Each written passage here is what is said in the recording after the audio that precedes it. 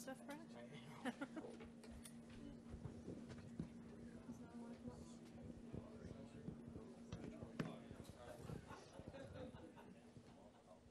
Come on up, Noah. It's all right. All right, we're going to continue with our media availabilities with our playoff drivers in the NASCAR Camping World Truck Series. We're joined by Noah Gragson, driver of the number 18 Safelite Autoglass Toyota. This is his second series start here at Talladega. And we're joined by Brett Moffitt, driver of the number 16 Hattori Racing Enterprises Toyota, who is making his Truck Series debut here at Talladega. We will open it up to questions for our two playoff drivers. Please raise your hand. We will get a wireless microphone to you.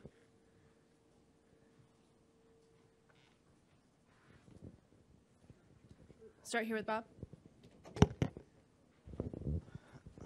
Bob Pocker, ESPN. Noah, this is the first time I've seen you since the announcement you're going to Junior Motorsports. So curious first, have you found out who your crew chief is? And second, just what are kind of your expectations, or what did you see, have we seen in Junior Motorsports that makes you feel like it's a good fit? Yeah, first of all, I don't know who my crew chief's going to be. I was reading on Twitter yesterday, and I'm like, man, Mendering? I think that sounds like the guy who crew chiefs the number 1 car. And I'm like, JRM. I started putting things together. I'm like, I think that's supposed to be my crew chief. Why is he crew chief than Jimmy Johnson next year? But, no, I don't know who it's going to be. I'm really focused on just completing this weekend and really finishing this year out strong with my Kyle Busch Motorsports team, and really making the move over to Junior Motorsports.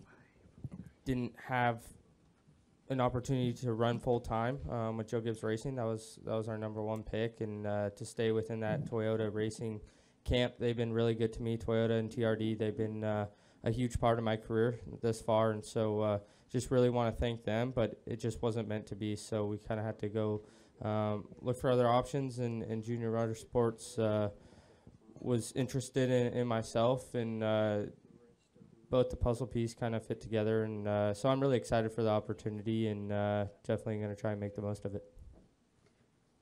Come up here to Steve and then go to Jerry. Steve Post, Motor Racing Network. This is for both of you. The way the schedule laid out, you raced, you had 3 weeks off, you raced, you had a month off. What's that like? How frustrating is it? What's it like for you guys? If you each could answer that, I'd appreciate it. It's weird because you go and you start the playoffs before the Xfinity guys. You start the playoffs before the Cup guys, and you don't end your first round until after them. So I've been fortunate to be able to race a late model down in Pensacola, preparing for the Snowball Derby a couple weeks ago. So I at least got a little bit of track time, but it's this round is so unique with racetracks. I mean, you have a road course, you have a 1.5 miles, you have a super speedway. So really, you'd want to be 3 weeks in a row, boom, boom, boom, in the race truck. But when you have that much time off, it's like you got to get into a new rhythm again, getting back into the race car. And you got to remember and double check when you're buckling in and everything, just because you haven't done it in a while. So definitely is different, makes it interesting. But I don't know, there's nothing we can really do about it. Yeah, I pretty much agree with everything he said. It's this first round of the Trucks playoff is tough. There's a lot of tracks where you don't know what's going to happen, and everyone saw Vegas as an opportunity to capitalize and move on. And coming here to Talladega, it's not the best place to be in when you got a points race. We'll go to Jerry, Matt, and then Jim and Lee. Jerry Jordan, KickingTires.net and PRN. Brett, for you, don't worry, Noah, you get one too. But Brett, for you coming here first time, but also your team, the whole dynamic of everything that you guys have gone through to get trucks on the track and to be in the position that you're in. How does that feel, and what is your end goal as you go forward, knowing that you got a shot at this thing? Yeah, it's huge for Hattori Racing as a team.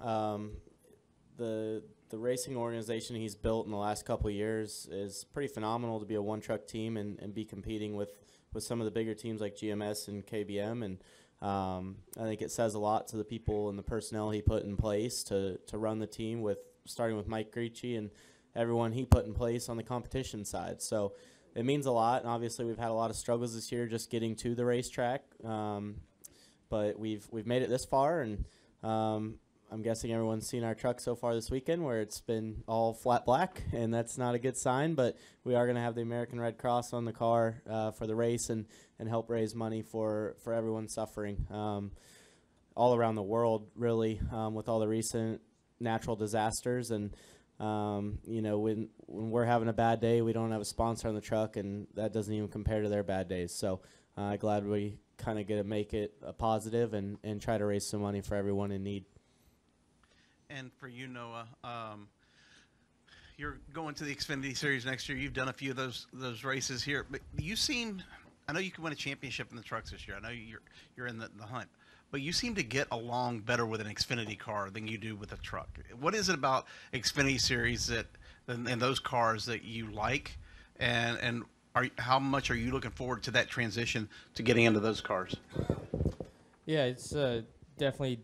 I feel like you have to have two different driving styles for a car and for a truck, and I just feel like my driving style personally fits how a car drives better. But that's not taking anything away from right now and us finishing off the year. I'm still working extremely hard with myself and my team, and just trying to be the best that I can be to give them the best shot at winning a championship. We still have the rest of this year to finish out, so I don't know if it's just my driving style doesn't suit well with the trucks and momentum style racing on the 1.5 miles, but the cars just seem like they're slipping and sliding kind of out of the racetrack a lot more, and you're having to lift out of the throttle a lot more in the cars compared to the trucks. And so a lot of differences, and I feel like my driving style suits the cars a little bit better, but that's not taking anything away from the trucks.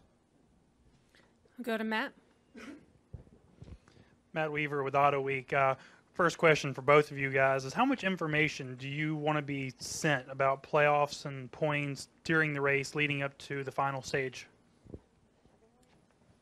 That's tough. I mean, we kind of, as a racer, you know who you're racing against and where they're at. And I said it earlier, we're kind of in the most vulnerable position because we can't go play offense and get in a wreck. And at the same time, the 52 and the 41 are going to be doing that, going for stage points both stages. And if that works out really well for them, then we have to be really aggressive in the final stage and try to win the race or finish in front of them. So it's tough. And, I think after each stage, we just kind of need to be updated and see what we need to work with and what we need to do.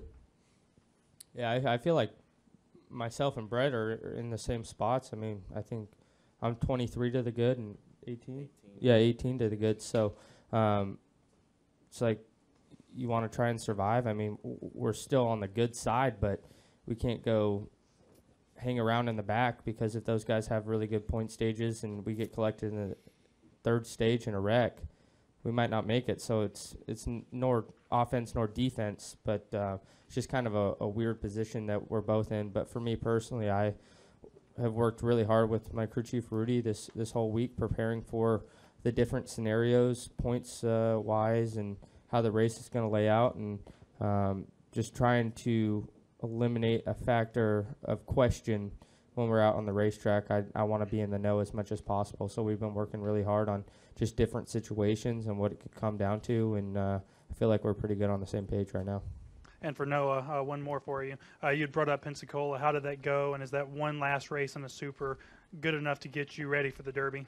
Yeah, I've been to Pensacola and ran the Derby 3 times now, and that was my second ever Blizzard race. So that was my 5th time down there, and I really didn't understand that racetrack, or I didn't know what I needed for the end of a race there. And then it finally clicked this past week, and we led the first 30 laps, and we didn't run good after that. But that, I think, is key to how we're going to be able to fix the problem when we go back down there for the Derby, and I know what I need now. It finally clicked for me. So really excited to get back down there, and I think we'll be pretty good. We'll go over here to Jim and then wrap up with Lee. JimMotterMotorsport.com. Brett, you just kind of described for Matt all the different things that are going to be going on for you in this race, on top of the fact that despite your NASCAR history, it's the first time you've ever raced here. Just is that intimidating at all as part of the equation, or have you really not given that much thought?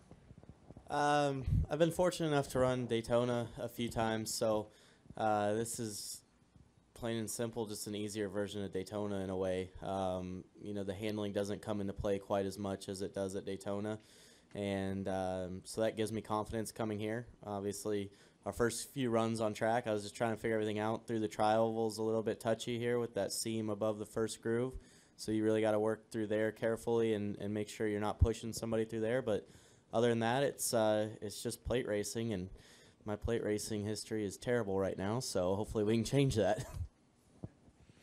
Lee Spencer, RaisingVoice.com.